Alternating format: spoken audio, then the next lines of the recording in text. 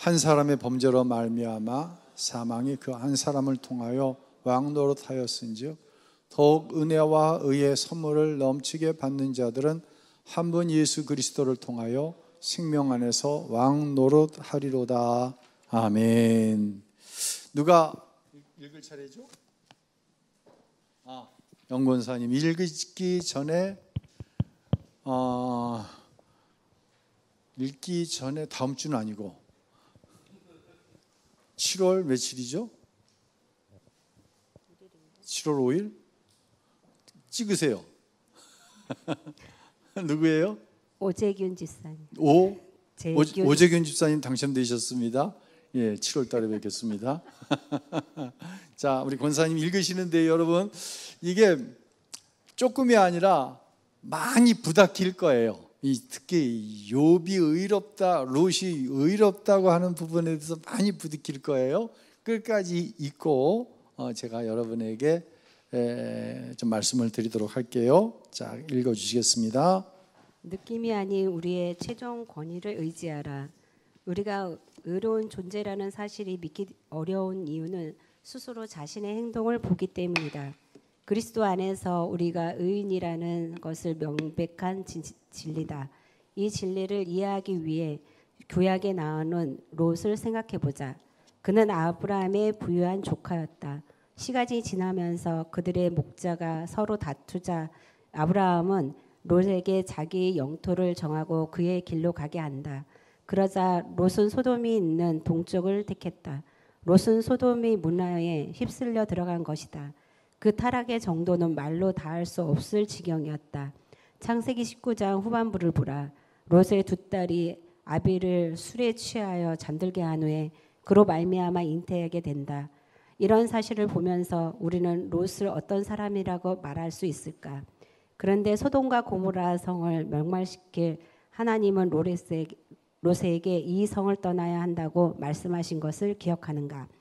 우리의 생각과는 다르게 하나님이 롯을 어떻게 보시는지 알고 싶은가? 우리 베드로후서 2장 7절 8절 좀 유심히 읽겠습니다. 무법한 자들의 음란한 행실로 말미암아 고통당하는 의로운 롯을 건지셨으니 이는 이 의인이 그들 중에 거하여 날마다 저 불법한 행실을 보고 들으므로 그 의로운 심령이 상함이라. 계속 읽어주시죠.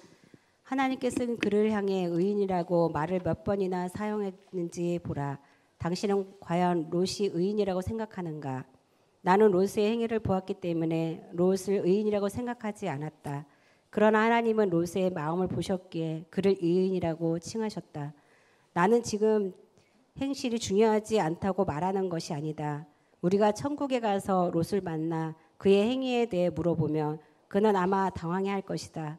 그는 자신이 제정신이 아니었다고 말할 수도 있다. 우리는 예수님이 오셔서 우리를 새롭게 피조물로 만드시고 우리의 신분을 의로운 존재로 회복하신 시대에 살고 있다.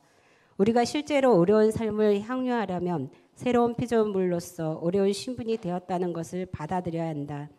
의는 하나님이 예수님을 통해 우리에게 보내주신 선물이다. 예, 조금 이 부딪힘이 있는데요. 롯이 의롭다는 거예요. 근데 왜 롯이 의롭냐? 하나님이 의롭다 하셨기 때문에 의롭다는 거예요. 근데 이 저자는 롯의 행실 가운데 의로운 것을 찾아볼 수 없지만 하나님이 롯의 뭘 봤다? 넷째 줄에 보면 마음을 보셨기에 그를 의인이라고 칭하셨다라고 설명을 하는데 이 부분에 있어서 글쎄요, 이 저자의 생각이 맞을지 아니면 제 판단이 맞을지는 모르겠어요. 근데 롯의 마음은 도대체 무슨 마음이에요? 롯의 마음이 뭐예요? 롯은 아버지가 누구죠? 하란이에요. 예. 가나안 땅에 가기 전에 아브라함이 머물렀던 땅도 하란이고 롯의 아버지 이름도 하란이에요. 이 지명과 이름이 같아요. 그러면 아브라함과 이 하란의 아버지의 이름이 뭐예요? 창세기 11장에 나오죠. 11장에 데라라고 하는 인물이에요. 데라는 무슨 장사였다? 우상 장사였다. 데라에게는 3명의 아들이 있었어요. 그 중에 아브라함이 큰아들이고 하란이 막내 셋째 아들이에요. 근데 이 하란이 자기 아버지인 데라보다 먼저 죽어요. 그러니까 이 롯은 아버지가 먼저 죽고 그 다음에 할아버지가 죽어요. 그러니까 롯을 보호해 줄 사람이 없는 거예요. 그러니 계속해서 아브라함을 쫓아다닐 수밖에 없었고, 아브라함 입장에서는 롯을 자식처럼 생각할 수밖에 없었어요. 이 당시 아브라함에겐 자식이 있었어요, 없었어요? 없었어요. 이게 창세기 12장. 아브라함의 나이 몇 살? 75세 때 이야기예요. 그러다가 이제 하란을 출발해서 창세기 12장에 가라. 내가 지시하는 것으로 가나안 땅을 향해 가는데 곧 무슨 문제가 발생을 해요? 아브라함과 조카 롯이 둘 다 부유해. 가는 길에 둘이 소유인 가축들이 뜯을 풀도 부족하고 가축들이 먹을 물도 부족하니 가축들 간에 싸움이 일어나고 가축을 치는 아브라함과 롯의 하인들 간에 또 분쟁이 일어납니다. 그러니까 아브라함이 도저히 안 되겠다. 이 상태에서는 야, 우리 이제 서로가 헤어질 때가 된 것 같다. 너도 이만큼 장성했고 헤어집니다. 이때 롯에게 먼저 땅을 선택권을 주잖아요. 그래서 롯이 선택한 땅이 어떤 곳이에요? 바로 소돔 지역이었어요. 근데 롯이 선택할 그 당시에 소돔과 고모라는 나중에 멸망당할 때만큼은 아니었던 것 같아. 그 타락함이. 그래서 먼저 여기서 우리는 롯의 성품을 이야기할 때 배은망덕한 놈, 그렇죠? 아버지 대신에 할아버지 대신에 자기를 자식처럼 거둬줬는데 먼저 선택하랬다고 대뜸 좋은 땅을 선택했어? 롯의 마음이 하나님 보시기에 합한 마음이에요? 아니에요. 이건 아니에요. 그렇게 이제 소돔에 들어가서 살다가 어느 날 천사가 롯의 집을 방문했을 때 이 소돔이 이제 그때 막 굉장히 타락이 극에 달했을 때인 것 같아요. 외부에서 손님이 왔다는 소식을 동네 사람이 듣고 롯의 집을 와갖고 그 나그네들을 내어놓으라는 거예요. 상관해야 되겠다고. 여기서 상관이라는 것은 성폭행하겠다는 거예요. 남자가 남자를 성폭행하겠다는 거예요. 그러니까 롯이 뭐라고 그래요? 나그네들을 그렇게 대접할 수 없다. 수채 나에게 아직 남자를 알지 못하는 두 딸이 있는데 이 딸들 내어줄 테니까 이 나그네들 놔둬라. 여러분, 이 마음이 하나님 보시기에 합한 마음이에요? 좋은 마음이에요? 그것도 아닌 것 같아. 물론 나그네 편에서는 고마울지 몰라도 또 더구나 이 나그네들이 누구예요? 천사들이잖아요. 그러니 그 편에서는 어떨지 몰라도 그 마음을 하나님이 받으셔서 오늘 우리가 읽은 성경에 저자는 하나님께서 그의 마음을 좋게 여기셨다? 글쎄요. 그래서 결국 하나님께서 이 타락한 소돔과 고모라를 유황불로 심판하시잖아요. 근데 이때 하나님께서 말씀하신 게 있어요. 그게 창세기 19장 자막 좀 띄워주세요. 창세기 19장 29절 한번 좀 띄워줘 보세요. 여러분 성경 한번 찾아보세요. 창세기 19장 29절.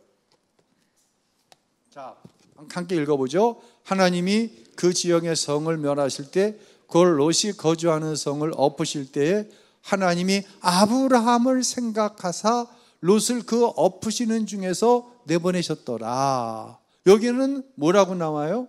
롯의 마음이 하나님 마음에 들어서 유황불로 심판당하는 소돔성에서 구원한 게 아니라 누구 때문에?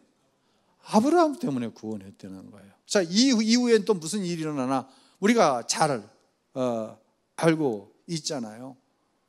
무슨 일이 있어요? 자, 사위들을 아직 결혼은 안 한 사위들이에요, 딸들과. 근데 그 사위 될 사람들까지도 같이 하나님께서 나가게 배려를 하셨어요. 누구 때문에? 아브라함 때문에. 근데 그 두 사이가 비웃잖아요. 그래서 이 딸들과 부인과 함께 소돔성을 탈출하는데 부인은 뒤를 돌아봐 가지고 소금 기둥이 되고 두 딸과 롯만 그 성에서 빠져나온 거예요.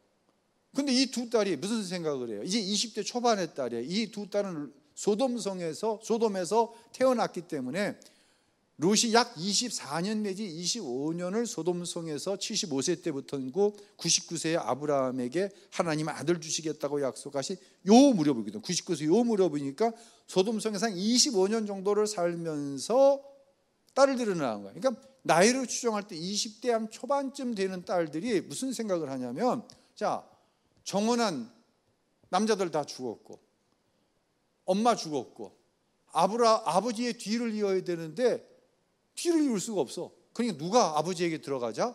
우리가 들어가자. 그래서 아버지와 성관계를 맺습니다.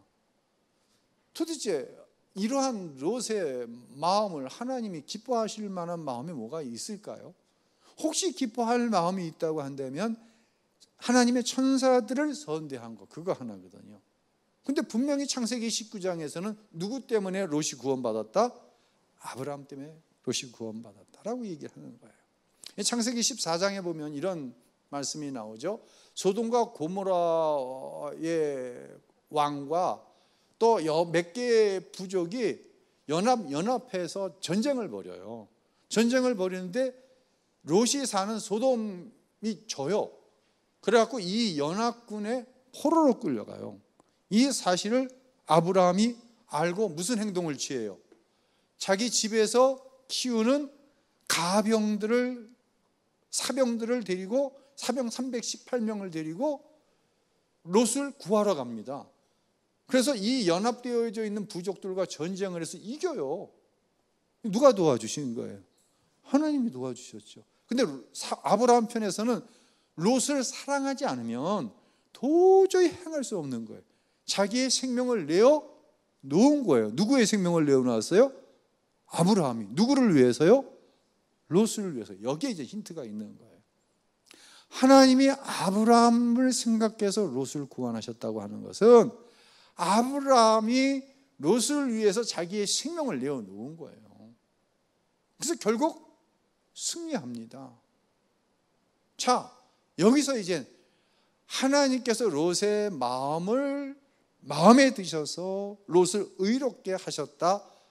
어떤 근거를 가지고 저자가 그렇게 얘기했을 거예요. 근데 저는 여기다 하나 더 붙이고 싶어요. 하나님이 아브라함이 롯을 사랑하는 그 마음을 받으시고 롯을 위해서 생명을 내어주는 그 사랑을 받으시고 아브라함의 롯을 향한 그 사랑 때문에 롯을 뭐라고 칭하시는 거예요? 의롭다고 칭하시는 거예요. 이런 설명이 돼요. 무슨 설명이 돼요? 하나님이 저와 여러분을 뭐라고 칭하셨다고요? 의롭다고 칭하셨어요. 여러분 다 의인이에요. 아멘 한번 해보세요. 아멘 해놓고는 나 의인 아닌데 내가 나를 아는데. 이게 저와 여러분의 모습이에요.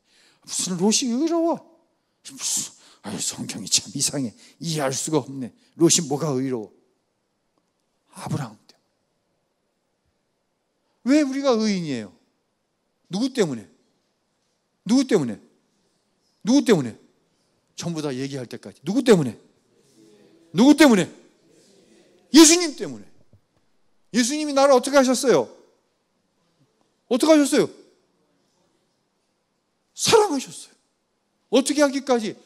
아브라함이 롯을 위해서 생명을 내어놓은 것처럼 예수님이 나를 위해서 생명을 내어놓으셨어요. 그 예수의 사랑으로 말미암아 저와 여러분이 구원받은 거예요. 그러니까 말이 안 되는 게 롯을 하나님이 의롭다고 말씀하실 때 말이 안 되는 거예요. 하나님이 저와 여러분을 향해서 의롭다고 말씀하시면 말이 안 되는 거예요. 근데 누가 들어가면 말이 돼? 하나님이 아브라함을 사랑하셨거든. 하나님이 아브라함을 의인이요 믿음의 조상이라고 우리에게 가르쳐 주셨잖아요. 이 아브라함의 롯을 향한 생명을 다하는 그 사랑 때문에 롯이 의로운 거예요. 이게 말이 안 되는데 아브라함 때문에 말이 되는 거예요. 저와 여러분이 내가 생각해도 내가 의인이 아닌데 나를 의롭다고 하시는 게 말이 안 되는데 나를 향한 예수님의 사랑을 믿으면, 나를 향한 예수님의 사랑을 경험하면 내가 뭐가 되는 거예요? 의인이 되는 거예요. 의인이 된 거예요. 아멘. 오늘 공과 다 교재 끝났는데, 자, 다 계속 마저 읽어주세요. 예수님으로 인한 의는 우리가 노력해서 얻는 것이 아니라 거저 받은 선물이다. 우리가 애쓰고 노력해서 획득한 것이 아니고 그분을 믿음으로 인해 값없이 얻은 것이다. 사실 구원받지 못한 사람이 그리스도인이 되기 위해 필요한 것은 단순히 예수님을 믿기만 하면 되는 것이다. 그러나 많은 그리스도인들은 아직도 우리가 의로워지기 위해서 더 열심히 노력해야 한다고 생각한다. 그것이 바로 에덴 동산에서 사탄이 하와에게 말한 최초의 거짓말이다. 이렇게 하면 당신은 하나님과 같이 될 것이다. 많은 그리스도인들이 이렇게 하면 하나님과 같이 된다고 생각에 사로잡혀 있다. 그러나 우리는 이미 하나님과 같이 된 사람들이다. 그리스도 안에서 우리 정체성을 인정하고 그분 안에서 의로운 사람이 된 그리스도인이다. 이제 우리에게 주신 신적인 능력을 받아들이고 의로운 성도로 살아가는 것이 우리가 할 일이다. 그것이 은혜로 사는 길이다. 하지만 이것이 행위로 의로워지는 것이 아니기 때문에 선한 일을 안 해도 된다는 의미는 아니다. 바울은 에베소서 2장 10절에서 우리를 두고 그리스도 예수 안에서 선한 일을 위하여 지으심을 받은 자라고 말했다. 하나님이 그 일을 예정하셨으므로 우리는 선한 일을 해야 한다. 하나님은 우리를 예수님 안에서 재창조하셨고 우리를 통해서 그리스도의 생명을 나타내신다. 이때 선한 일은 우리 본성으로부터 자연스럽게 흘러나오는 부산물이다. 예, 에베소서 2장 10절 그리스도 예수 안에서 선한 일을 위하여 지으심을 받은 자다. 저와 여러분은 재창조된 거예요. 첫 번째 창조가 아담과 하와의 죄로 인해서 무너졌는데 예수 안에서 우리는 재창조, 고린도서의 말씀으로 하자면 새로운 피조물이 된 거예요. 새로운 피조물은 어떤 존재냐면 예수님 안에서 선한 일을 위하여 우리를 새롭게 새 사람으로 우리를 부르신 거예요. 여러분 믿으시나요? 예. 무엇을 위하여 우리를 새로 지었다고요? 선한 일을 위하여. 그래서 우리가 선하게 살고자 하는 욕심은 세상 사람과는 그 차원이 다른 것이에요. 이건 정말 다른 것이에요. 얼만큼이나 다르냐면 내가 의롭다고 나 의로운 거 맞아. 이만큼 다른 거예요. 우리가 선하다고 하는 것은. 그러면 우리가 의롭게 살기 위해서 해야 할 일은 없나요? 예수님이 의롭다 하셨으니까 의로워졌으니 끝. 그것은 아니라는 것이죠. 우린 그걸 너무 잘 알고 있어요. 자, 계속 읽어주세요. 의로운 삶을 살기 위해 우리는 무엇을 해야 하는가? 우리가 할 수 있는 유일한 것은 하나님의 말씀을 믿는 것이다. 의로운 삶을 살기 위해 우리가 할 수 있는 단 한 가지는 하나님의 말씀대로 사는 거예요. 오전 예배 때 말씀을 드렸어요. 어떻게 하면 하나님 말씀대로 살 수 있어요? 하나님을 믿어야 되는 거예요. 하나님이 믿어져야 말씀대로 살 수 있어요. 여러분이 하나님을 믿으신다면 하나님의 말씀 안에 여러분 삶의 모든 정답이 나와 있다는 사실이 깨달아지는 거예요.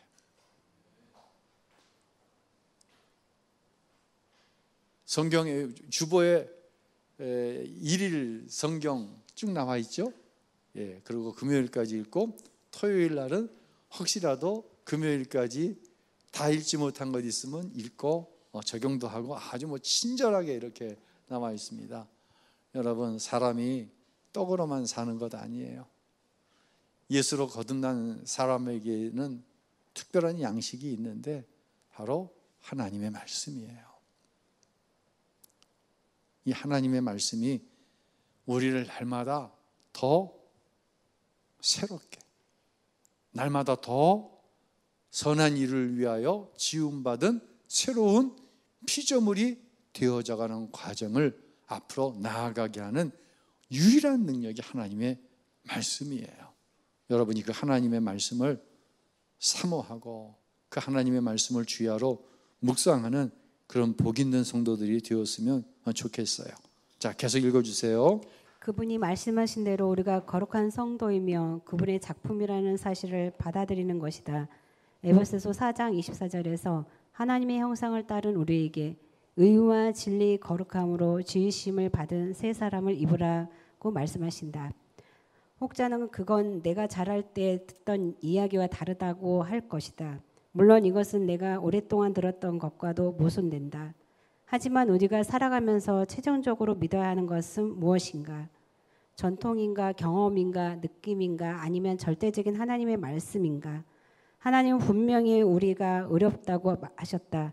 믿음으로 그것을 소유하라. 오늘 예수님의 의를 내 것으로 취하라. 예수님 안에 거하며 예수님의 생명이 나를 통해 표현될 것을 신뢰하라. 하나님 말씀하신 것을 믿는다고 고백하고 예수님의 생명을 내 것으로 취하라. 자신의 느낌과 직관에 의지하지 말고 예수님이 나를 통해 살 수 있도록 은혜의 발걸음을 내디뎌라. 예, 하나님의 말씀대로 살아가는 데 있어서 제일 방해물이 되는 것이 몇 가지가 있을 수 있어요. 그런데 제 경험으로는 하나님의 말씀을 모르지 않아요. 우리가 아무것도 염려하지 말아라, 두려워하지 말아라, 항상 기뻐하라, 범사에 감사하라, 쉬지 말고 기도해라. 이는 그리스도 예수 안에서 우리를 향한 하나님의 뜻이다, 하나님의 생각이다. 우리 너무 잘 알고 있어요. 그런데 이 나를 향한 하나님의 말씀, 생각을 가로막는 게 있어요. 그게 바로 내 생각과 내 느낌이에요. 우리는 우리의 생각과 느낌으로 롯이 뭐가 의로워? 제가 지난 금요일 날 황윤성 전사님께서 은혜로운 말씀을 증거해 주셨는데, 이제 통성은 기도하고 이제 개인 기도를 하는데 제가 어떤 염려, 풀 수 없는 문제 때문에 막 눌리는 게 경험되어지는 거예요. 기도가 안 나오는 거예요. 그럴 때도 여러분도 있을 거예요. 기도하려고 그러는데 뭔가 눌려서 기도가 안 돼. 그때 제가 기도하지 않았어요. 그리고 성령님께 이렇게 부탁을 드렸어요. 성령님, 내 영이 열려서 하나님의 생각을 들을 수 있게 도와주세요. 그리고 한 10분 가까이 아무런 기도를 하지 않았어요. 그리고 성령께서 하실 일을 집중했어요. 성령님 도와주세요, 이게 아니라 그냥 집중했어요. 근데 그 순간 분명하게 하나님이 저에게 말씀하시는 거예요. 두려워하지 말아라, 염려하지 말아라. 하나님의 말씀은 꼭 반드시 이해만 된다. 너는 하나님의 말씀대로만 해라. 그럼 나머지는 누가 한다? 하나님이 하신다.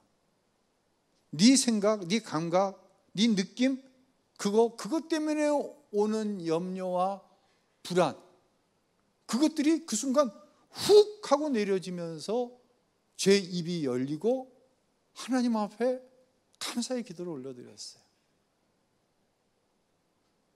우리 여러분도 마찬가지일 거예요. 내가 의롭다고, 하나님 말씀대로 다 이루어진다고, 내가 할 수 있는 오직 한 가지 일은 예수님이 십자가에서 내 모든 죄를 대신 지심으로 나를 의롭다고 칭하여 주셨으니 내가 의인이라고, 난 하나님 말씀대로만 살면 된다고. 그런데 왜 내 삶에 여전히 하나님 말씀대로 이루어지지 않는, 아니 더 나빠지는 일들이 왜 이렇게 있지? 이런 것들이 우리를 억눌러요. 여러분 모두에게 이런 문제가 있어요. 제가 한 가지 여러분에게 지난 금요일의 경험을 통해 말씀드릴게요. 기도의 자리에 나오세요. 우선 기도의 자리에 나와야 돼요. 기도하려고 하는데 기도가 안 돼요. 저도 그러더라니까. 기도가 안 돼. 여러분 다 경험하셨잖아요. 기도가 안 돼. 하지 마세요. 성령님께 집중하세요. 성령님, 내 영을 열어 하나님께서 하시는 음성, 나를 향한 하나님의 생각을 내가 들을 수 있게 도와주세요. 5분, 10분 기다리는데 안 돼요? 그냥 가세요. 억지로 할 필요 없어요. 그러나 또 기도의 자리로 나오세요. 왜? 하나님께서 쉬지 말고 뭐 하라고 하셨어요? 기도하라고 하셨거든. 그냥 기도하면 다 응답되긴다. 기도하면 범사에 감사가 튀어나오고 기도하면 항상 기뻐한다. 이렇게 말씀하면 되지 왜 쉬지 말고 기도하라고 말씀하셨을까요? 쉬지 말고. 오늘 안 돼? 지금 안 돼? 내 영이 눌리는 것이 성령에 의해서 열려지지 않는 게 아니에요. 너무 견고한 거예요. 지금 내가 경험하고 있는 이 눌림이 현재의 내 삶의 어떠한 문제로 인해서 너무 강하게 눌리고 있을 때 영이 열려 하나님을 보는 것이 순간적으로 멈춰져 있는 것을 저도 경험하고 여러분도 경험하는 거예요. 그런데 범사에 감사하라, 항상 기뻐하라. 어떻게 이 상황에서 범사에 감사하고 어떻게 이 상황에서 항상 기뻐해요? 안 된단 말이에요. 그런데 왜 감사, 기쁨은 연결이 되어지지만 감사와 기쁨과 기도가 무슨 연결이 되어져? 범사에 감사하라, 항상 기뻐하라. 이거는 연결이 돼요. 근데 왜 그 끝에 쉬지 말고 기도하라고 말씀하시냐고요? 왜요? 안 되거든. 범사에 감사가 항상 기쁨이 안 되거든. 쉬지 말고 기도하라는 거예요. 근데 기도가 안 돼. 그럼 약속하셨으니까 어떻게 해야 돼? 또 하나님의 말씀을 붙들고 하나님 바라보는 거예요. 그게 뭐예요? 그게 기도예요. 기도하세요. 제일 중요한 건 내가 지금 어느 자리에 있느냐가 제일 중요한 거예요. 내가 기도의 자리에 있는 게 중요한 거예요. 38년을 설교자로 살아왔어요. 정말 설교가 이게 오지 않을 땐 정말 이게 어떻게 할 수가 없어요. 근데 제가 분명히 알아요. 목양실 여러분이 헌금해가지고 사주신 그 책상, 누군가가 헌신해 주신 그 책상, 그 의자에 앉아서 고민하고 그래도 안 될 때 멍하니 있을 때 그때 하나님은 단 한 번도 예외 없이 저에게 말씀을 주셨어요. 그것도 안 돼. 그러면 걸어 나가는 거예요. 저 수목원 공원을 향해 나아가는 거예요. 그리고 찬양을 듣는 거예요. 그럼 하나님께서 그거와 연관된 내 삶을 말씀해 주시고 하나님의 말씀을 저에게 한 번도 예외 없이 주셨어요. 사랑하는 성도 여러분, 힘들지요. 나는 의롭다고 하시는데 내 자식도 예수 믿었으니까 의로운 녀석인데 왜 이러지 내 삶이? 그건 내 염려예요. 우리가 해야 할 일은 하나님 말씀대로 사는 거예요. 특별히 쉬지 말고 기도하는 거예요. 더 정확하게 표현하면 기도 안 돼요? 쉬지 말고 기도의 자리에 앉아 계세요. 집에서 솔직히 집에서 되나요 그게? 집에서 되면 다 새벽기도 다 집에서 하고 다 저기 하죠. 어쩔 수 없는 상황일 경우에는 어쩔 수 없어요. 그러나 기도의 자리 나오세요. 하나님의 성전에 나오세요. 그래서 기도 안 되면 어떻게 하라? 기도하지 마세요. 그 순간에도 하나님은 나하고 교통하고 계시는 거예요. 그리고 하나님께 구하세요. 나는 내 생각은 이런데 더 이상 말씀드릴 필요가 없어. 내 생각 하나님 다 아시는데 난 음악 그냥 중언부언도 그런 중언부언은 없지 그거 해달라고 다 아시. 이제 하나님의 생각을 들을 차례잖아요, 그렇죠? 근데 하나님께서 말씀 안 하실 때도 있다니까. 말씀해봤자 열리지가 않았으니까 하나님 말씀 안 하실 때도 있어. 이것도 대화야, 그렇죠? 부모님하고 자식이 대화하는데 자식이 얘기했다고 부모가 바로 항상 대화에 응하나요? 자기가 원하는 답을 주나요? 아니죠. 부모는요 때를 기다리는 거예요. 얘기해봤자 소용없는 거야. 아무리 얘기해봤자 지 잘났다고 저러는데 지 원하는 대로만 돼야 된다고 그러는데 무슨 얘기를 해요 거기다 대고. 아무 얘기 안 하는 거예요. 다음에 얘기하자. 하나님 말씀 안 하실 때 많아요. 저도 그래요. 저에게도 하나님 말씀하실 때보다 안 하실 때가 훨씬 더 많아요. 기다리는 거예요. 기도의 자리에서. 그때 하나님께서 여러분에게 말씀해 주십니다. 길게 말씀하실 필요도 없어요. 성령을 통해서 나에게 딱 한 구절 말씀만 주시면 다 풀어지는 거예요. 그리고 뭐가 나와요? 감사가 막 튀어나가는 거예요. 하나님 앞에. 하나님 감사합니다. 하나님 감사합니다. 말할 수 없는 영적인 기쁨이 얼거져 있는 내 이 생각과 마음을 확 튀어져 있는 그때, 그 순간이 영적인 기쁨의 순간이죠. 뭐 그냥 아이고 좋아. 여러분, 하나님이 항상 기뻐하라는 게 그렇게 기뻐하라는 거겠어요? 우리하고 똑같은 차원에서 뭐 잘 되고 뭐 생기고, 그러니까 항상 기뻐하라. 아이고 기뻐할 제목이 아무것도 없네요.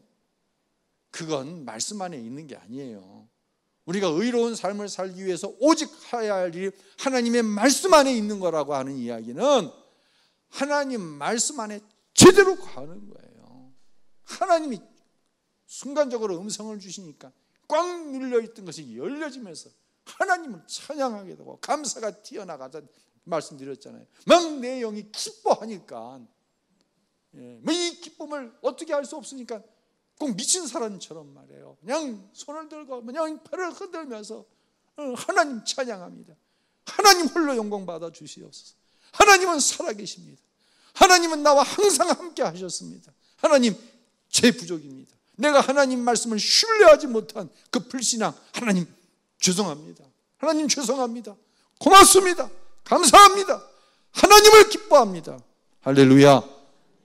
이 고백, 이게 바로 의로운 삶이에요. 우리가 생각하는 의로운 삶과 하나님께서 성경을 통해 저와 여러분에게 말씀하시는 의로운 삶은 조금 다른 게 아니라 하늘과 땅 차이가 아니라 전혀 다른 거예요. 이것은 여러분을 축복하는 것은 이제 6월 오늘 벌써 1일인데요. 저도 기도의 제목이 있고 여러분도 기도의 제목이 있어요.